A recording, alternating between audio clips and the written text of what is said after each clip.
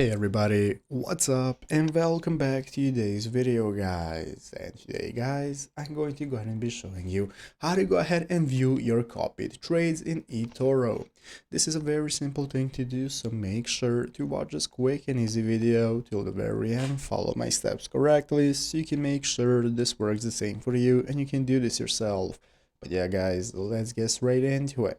So the first thing we want to do is to go ahead and open up the official eToro website if you have not already by going to eToro.com right here. And once you open it up, this is going to be the main page you're greeted by. From here, we can get started using the Join eToro option that's going to enable you to sign up for an account if you do not already have one.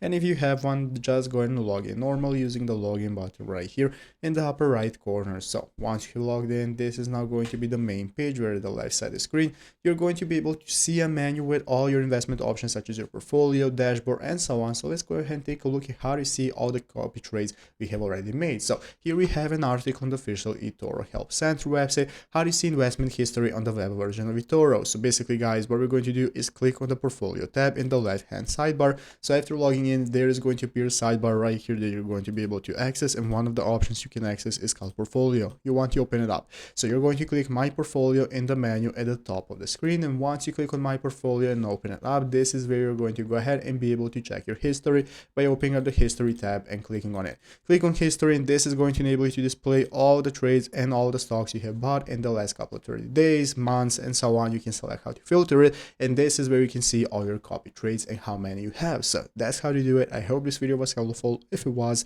make sure to leave a like and subscribe to the channel. Thanks for watching. Take care and bye.